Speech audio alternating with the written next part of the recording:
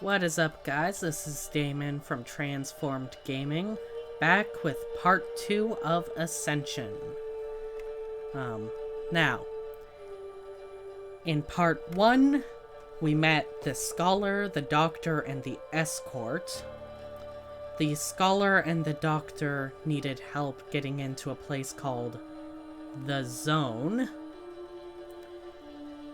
in order to find some sort of secret about the hierarchy, and they paid the Escort to help them. The Doctor's ribs are broken, and where we just left off, the trio had just reunited. The trio reunite underneath the red-brown canopy. The Doctor still limps, but her wounds are mending. The Scholar's cuts have already fully closed, leaving only small white lines. They camp for the night. The night air is still beneath the dead trees. The next morning is more walking, and more walking, and more walking. The hours pass. The Escort stalks ahead, reaching into a small bag tied on their belt. They pluck out a small metal nut with white ribbon tied through it. They throw it forward. It sails through the air, white ribbon flickering, and lands. They slow their pace, pause, retrieve it, throw another, and another, and another. Why? The journey is beyond tedious. Why is this taking so long? Takes as long as it takes, Doc. We're being followed. They'll find us. They ain't gonna follow us in here. They don't know the way. Besides, there's scarier things in here than them, and they know that.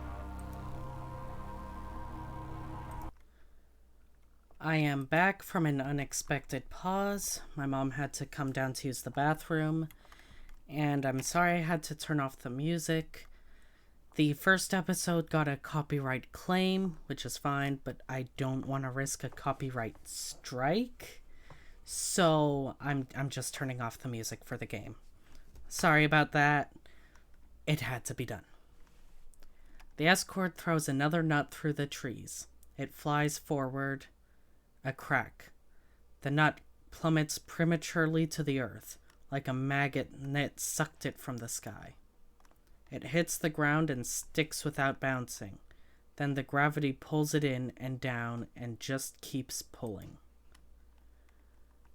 The pressure on the nut crushes it into the earth, the metal bowing and cracking over the heaviness of the gravity. My God, is that real? A real avian focal spot? What is this word? Why is this word? I told you I ain't fluent and fancy. Me? I call this a crush. It shows up randomly sometimes. I saw a guy walk into one once.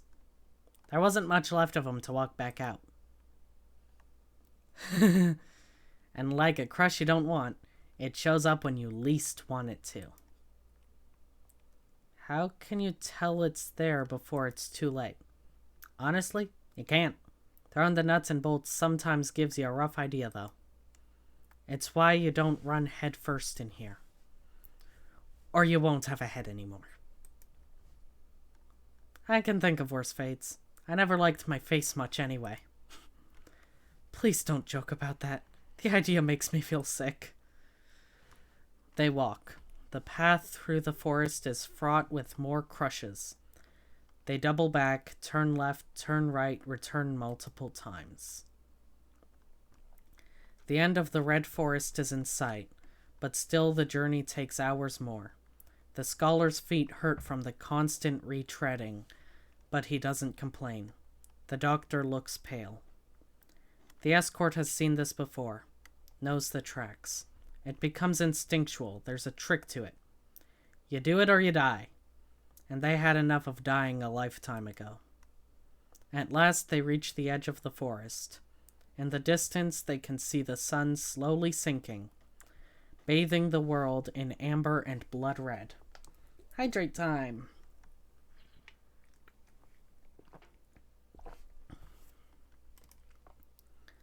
At least this looks a bit more straightforward.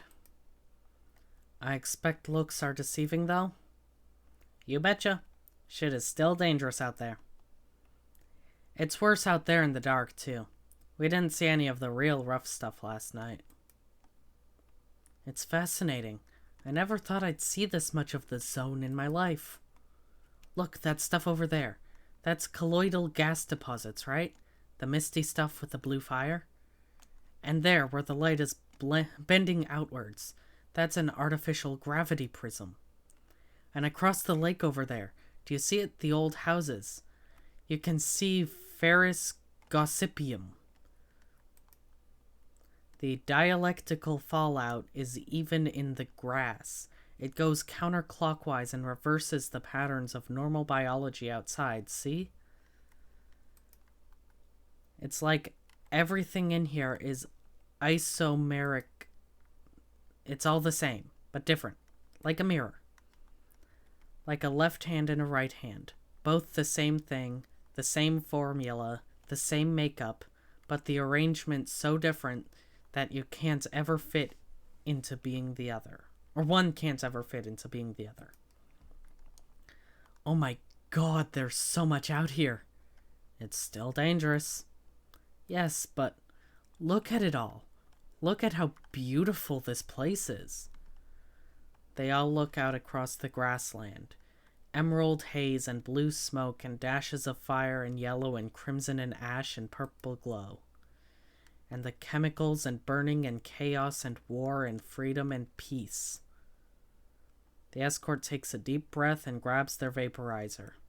They inhale the fluid. Their cells shift, refocus, dancing in the golden light. Can't say I understand all that science lingo, but you're right. This place has always been beautiful. They take a deep breath, the mirror air reflecting inside them, the sinistral mixing with the dextral.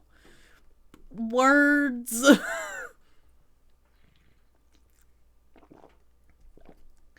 Why? We should go. We don't want to be caught short at night. There's a village a couple of miles from here. Should be safe there. Don't worry, Doc. No one lives there now, except others like us. No one here's gonna snitch. No one here can ever really go back to the hierarchy. They walk. The sky changes above them, gold bleeding out into blood red as the last light fades. The escort continues to throw metal nuts at random intervals across the grassland. They retrieve them but keep their ears up, wary, focused. The scent of wood smoke and spice and death fills their nostrils. The other two don't notice. They turn, deviate course, it fades. Glimmers of moisture hang to the tall grasses, the white flowers. Beads of watery eyes hanging on the wild. They watch, observe, glint. No, not that way. It's too angry that way. Go back 3 paces, return, forward, but straight to the right. It's sad this way, but manageable. The escort's heart starts to pulse in time with the zone as it speaks to them.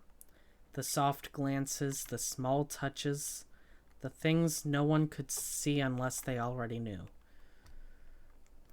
Remember how last episode I was confused? Yeah, this isn't helping. A flirtation, a moment in time, present then lost, then found again. Outside here, their head felt full of cotton. In the zone, they felt like it all made sense. Like they made sense. Ahead, through an overgrown clearing in the trees, the old remains of a road, long abandoned. The escort pushes the brambles and thorns out of the way, ignoring the scrapes across their trousers. There are only a few houses, and the remains of a medical clinic and a small, dilapidated storage shed. The carcasses of empty, dead vehicles still lie on the roadside, their internals long since gutted for metals, leaving only shells. The scholar gazes inside. The rotted upholstery still has the traces of psychosilver dotted through.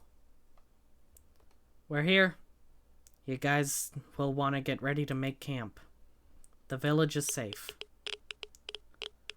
The scholar takes out his Foucault Geiger radiation counter. The soft bursts of static picking up as he waves the scanner across the area. He frowns.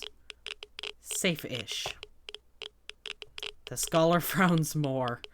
The doctor shrugs, moves forward into the skeleton of the clinic building, and shrugs her bag off her shoulders. A little bit of dialectical fallout is worth the risk. The scholar also places his bag down carefully. He reaches into a pocket and grabs a camera and some small stencil-like instruments. Explore the abandoned buildings with the doctor, or set up camp with the scholar.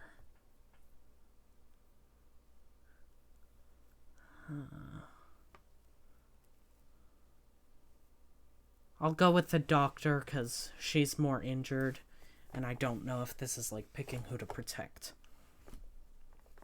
The escort follows the doctor into the gutted room, leaving the scholar to his measurements. He barely notices, frantically scribbling down notes on crumpled paper. They pause in the entranceway, watching the doctor. The tall woman brings her torch up. She only illuminates broken bottles, empty shelves, papers scattered across the floor. Not sure what you're looking for. I scoured this place years ago. It can't hurt to double check. There might be something we can use here. You never know what you miss the first time you look at something. The doctor wanders into the next adjacent room. The floorboards have all rotted away, leaving only dead foundation below. She steps into the decay, crouching and scanning beneath the broken wood.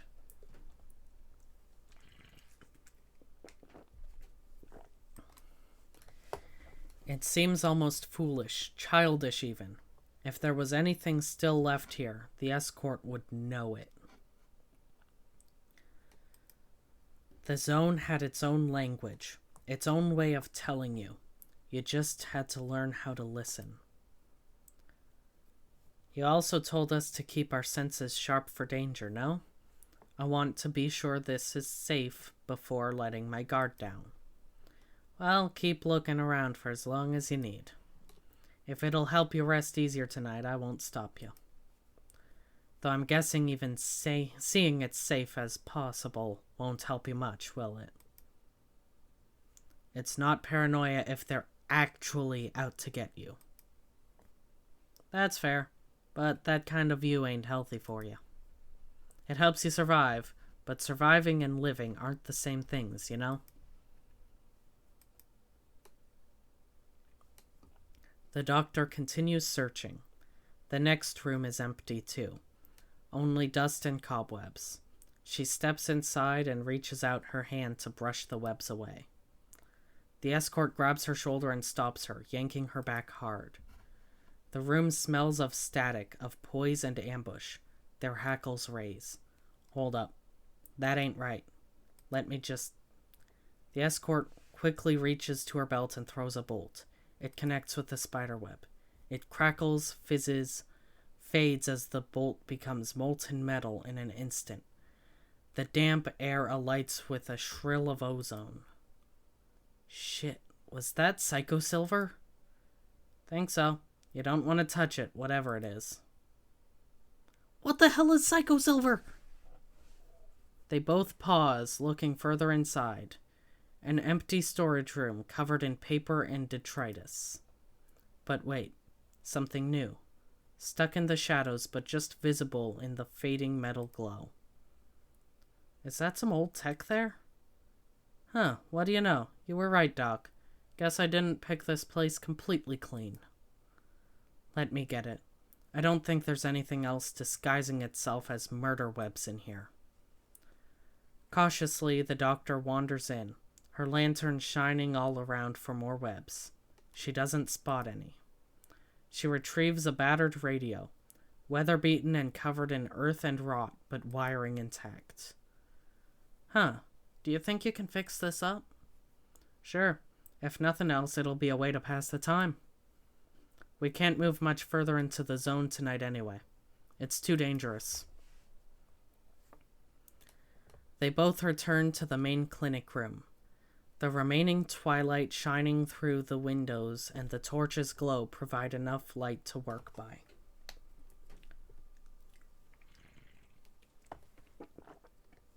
I need frequent water, all right. I need it. The escort settles down on the remaining fragments of floor and grabs some spare copper wiring from their bag. The doctor sits close by, taking some painkillers as she watches closely. The air smells of wood rot and damp, but it's not unpleasant. Decay is just flux, and flux is just nature. With gentle pressure, the back of the radio pops open easily. They find the pliers, twist the coils of metal around the antennae. Static crackles through the half-dead speaker. But half-dead is half alive, and that is still progress. I'm impressed. That thing doesn't even have a power source. What can I say? I'm good at what I do. Besides, we don't need batteries in the zone. This place has its own life, you know? The escort jams her pliers a little further, and with another crack, the radio sparks to life. It spews out static, then garbled voices. The doctor chuckles. You know, if you turn the frequency past 106.4, you hear the devil, right? Pfft, that myth is bullshit and you know it. You hear weird shit sometimes. Ghosts in the machine. I heard something once on a night shift. The rest of the hospital was dead. It was just me there. And there was too much crap on the desk. I knocked the radio over. I turned it back on and retuned it, and I heard something. Just there in the spaces between the signals. Save your spooky stories for teenagers, Doc. Besides, we're already living in a horror flick. I prefer to think of my life as a psychological art drama, personally. Of course you would. Being pretentious seems to be your thing. I see you're getting to know me well. The doctor twists the dials on the radio a little more, the muffled sounds of music gently flowing in through the night air. The sinistral insects and the grasses outside quieted their chirping. How are you feeling anyway? You got hurt pretty bad coming in. I feel fine now. Better than fine, actually. It feels like back home these wounds would have taken weeks to heal up. But here it's only been a day. My ribs barely hurt anymore. The escort smiles genuinely. Their chromosomes flickered.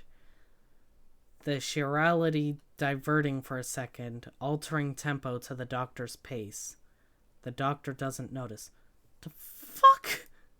The escort shrugs their jacket off their bare shoulders, letting their sweat evaporate in the cool night air. The scars were there, but they didn't feel they had to hide them from the doctor. She'd understand. Gruff as the woman tried to be, she didn't judge. The escort could feel it. Out there, whenever I got hurt, I'd take so long to heal. I felt like everyone saw me as fragile. That I was fragile. That I couldn't take a single hit before falling. That one jab, one criticism, could make me cry for days. When I finally got in here, I felt like I could breathe again, you know? Like this big boulder got lifted off me. Like I could start rolling with the punches. Yeah, it's like I can actually think again. Like my mind isn't wading through mud. This place is really important. I know it's dangerous, but it's really important. It's still hard to relax here. Any missteps and you're dead. Though I guess that's not so different from home. I know it's hard to trust when it seems like it's gonna kill you every few seconds. Or if you're already used to being chased. But the way I see it, you can choose not to trust because the world is scary. Or you can choose to trust because we're in this together despite that. The escort takes the glove off their hand, lets it sit beside them, in the space between them and the doctor. An offer, but one without pursuit. Water.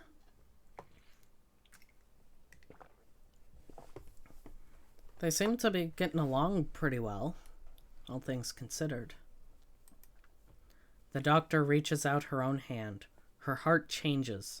Her tempo accelerates by just a fraction. The feel of their spaces meshing yet without touching. Maybe I can do that. The night passes, the wind rustles through the distant trees and grasses, eddies and currents and changes in direction, exploring itself in gentle spirals. Sirens and occasional spits of gunfire sound off in the distance. The last reminders of the life and glitz of pain of the hierarchy.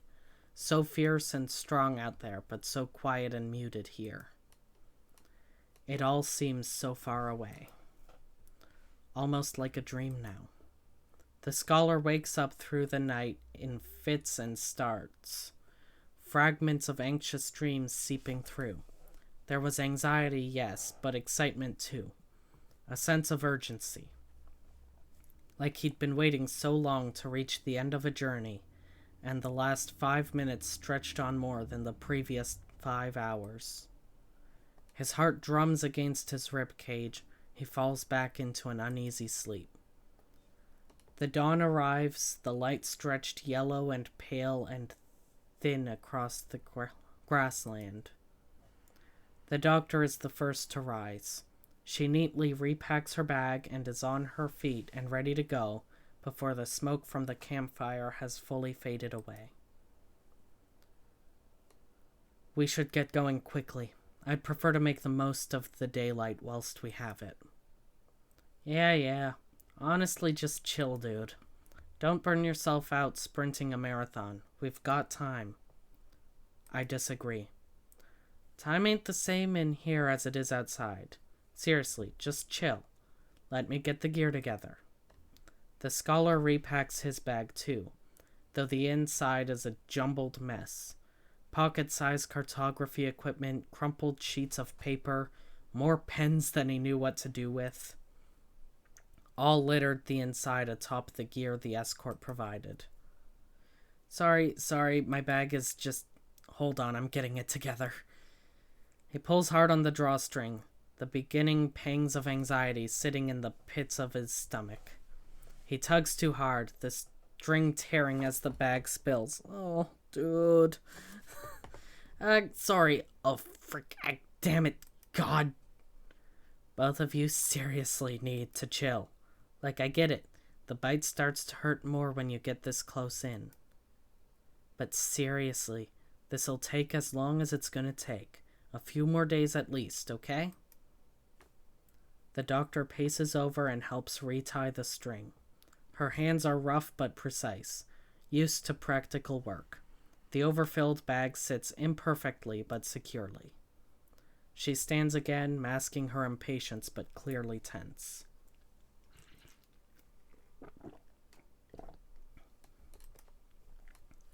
He looks up at her, a full head taller than he is. He felt himself blush a little. He was never fully sure whether he was a little intimidated by her. She was kind to him, but too driven, too intense, too absorbed in a desire that she seemed willing to kill for. The escort hefts their own bag onto their back, rough and imprecise, whistling tunelessly, then takes a drag on their vaporizer again. Let's go. Time's a-wasting. Come on, hurry up now. That's what I've been literally just saying. Now do you see how annoying it is? Okay, I like that one. I think the escort is probably my favorite character. Old smartass. Don't encourage them. But fine, I take your point. Gosh, sorry. I'm just happy to win Nerd King over to my side, honestly. The journey remains slow. Once again, the escort throws the nuts and bolts tied with white ribbon. And once again, they track and backtrack and deviate. Hours pass, but they barely travel a few miles. They stray up a hillside, then down the other side. A burbling stream trickles in the distance. Through a clearing, they find a wild garlic and grass and moss overgrowing everything inside a small valley. Dead vehicles lie everywhere. Tanks and armored troop carriers, the remains of the hierarchy's incursion. Tufts of unnatural red-white cotton lie across the dead metal. It gently hisses in the sunlight. The scholar reaches out instinctively, the fluffiness oddly appealing, but the escort gently puts his hand down. Look, but don't touch. It pretends to be shy, but it sure has a bite. Doesn't much care for the hierarchy's hulking toys either. Chews 'em up wherever it can. Somewhat like you in that regard. I'll take that as the compliment it is, thank you.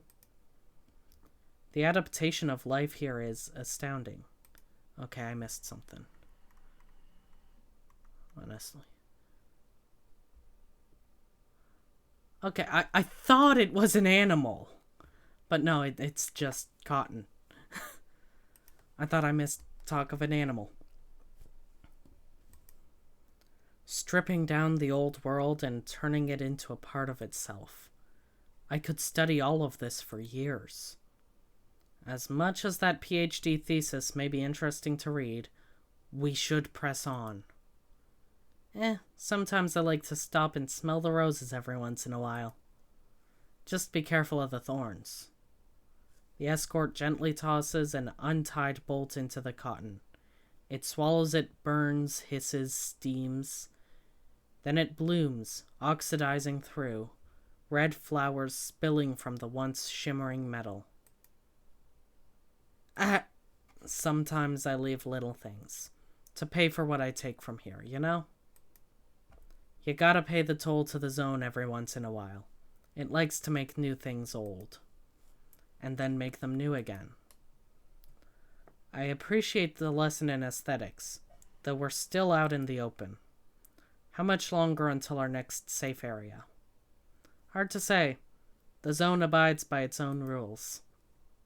Could be just round the corner, could be a few hours. We should continue.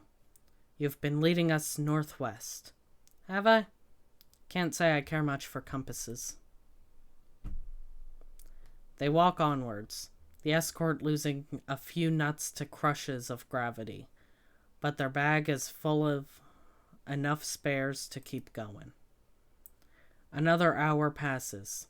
The daylight is sweltering as the sun bears down, gentle humidity rising from the grass. I'll always have a soft spot for the word sweltering. I grew up on the show Word Girl, and when I was 7, I came out of my room in the middle of the night and asked my mom, "Mommy, can I have some water? I'm sweltering." And my mom just paused, looked at me a moment, and just went, "Get your water and get to bed." It was probably midnight. I was not supposed to be awake. She has never let me forget that. They pass by trees. The scent of moisture and nature fills the atmosphere, free from structure and commandment and constriction. They follow the escort over a hill and again find the remains of armored cars. The iron-stained cotton blossoms, faint hues of color falling from its flower. Is this a joke? We've gone in circles? No, we've not. We've been going northwest this whole time. I've sketched the map, look. This isn't where we entered from. Sometimes this happens. The zone does that. You have to respect it. Even if it seems confusing sometimes. It takes as long as it takes. Nothing is straightforward. I guess it never was. Now you're getting it. They walk onwards again. The hours of the day pass. The scholar glances across the grassland, consults his map. The landmarks were the same, but everything shifted, distorted, like looking through a cracked lens. Direction is meaningless beyond forward. Whatever forward means. As distance becomes meaningless, time blurs. The scholar's sketches and maps fade out. The cartography futile as landmarks fade, repeat, fade, shift. The day stretches thin, the last rays of the light fading out behind the clouds. The sunset looks hazy, heavy. Gravid clouds gently swell on the horizon.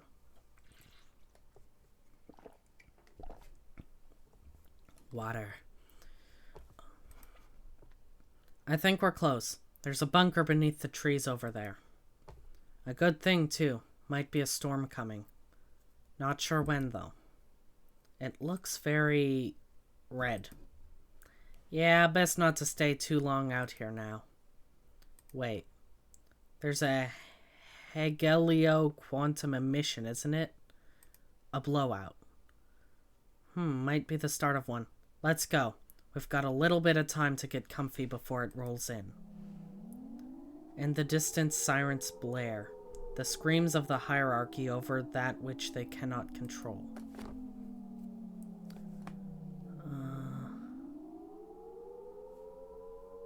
I like the escort. Ah, damn it. My torch is being dumb. I think the bulb is faulty. Give me a minute to fix it. Mine is still good. I'll check it out.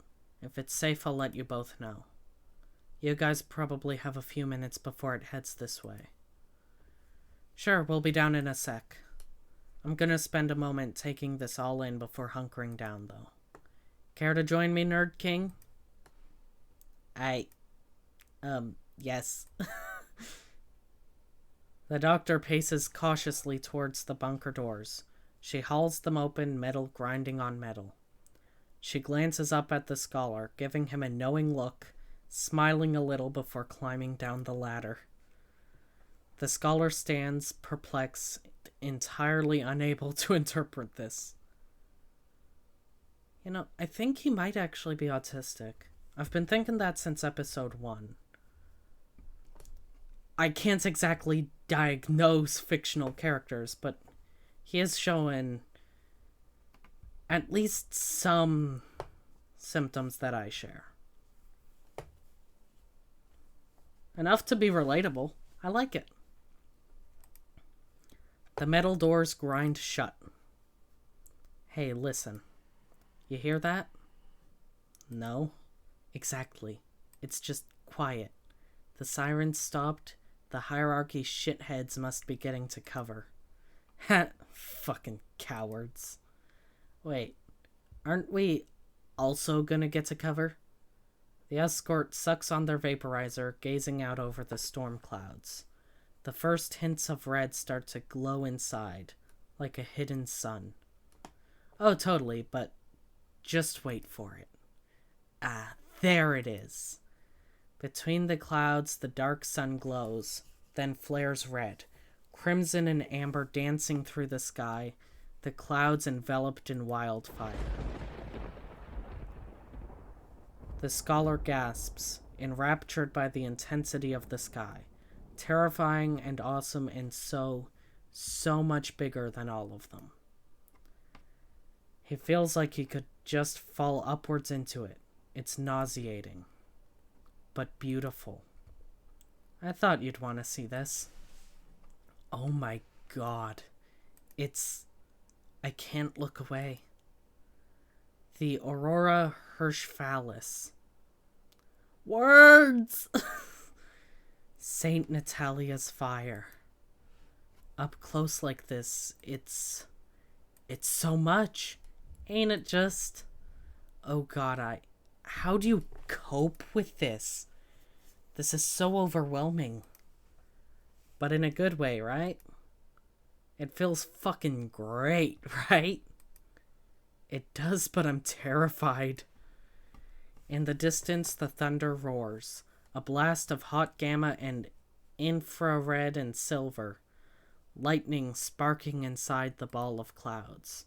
The wind rushes, trees and moisture reverberating in the shockwave. The scholar staggers back a little, his footing unsteady. The escort jumps in, grabs his shoulders. His senses accelerate, taking in too much and nothing at all. The world fades back to a hazy static as everything overloads. But it feels good. It feels better than it has any right to. He feels whole. His body feels alight with static. The escort is yelling above the hurricane but laughing, their voice carrying so much unreserved joy. Dude, this is amazing. Fuck yeah. It's scary, but isn't this what you dreamed of? Is it? I don't know. I know I did. For years. I beat out the paths here, mapped it out. Did it all by myself, too. I wanted to see the lights. And holy shit, the lights. The everything. Even though I got in trouble. Totally worth it. Come on, isn't this worth it? God fuck yes it is. Okay, I'm gonna keep you safe through this. You want out at any time, all you have to do is say. Is this okay? Yes please. I want this. I want to feel this. Okay, this is getting uncomfortable. Okay, I'm here for you. Hope you enjoy the ride.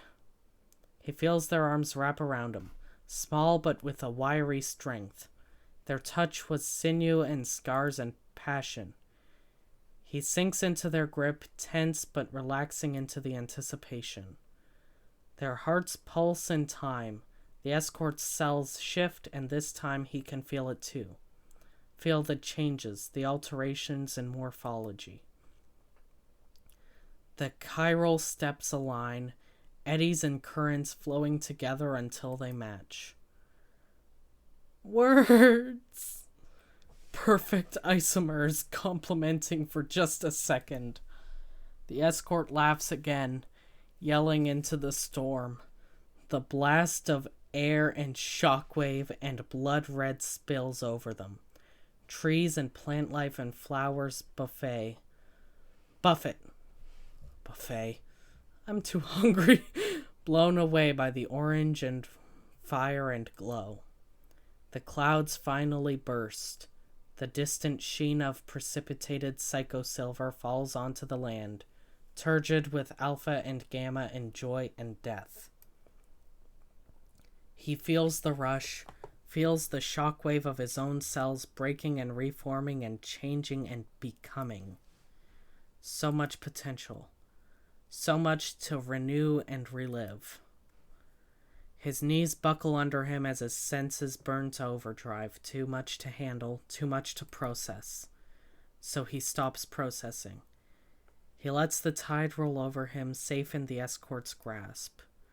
The drops of distant psychosilver start to carry over in the wind.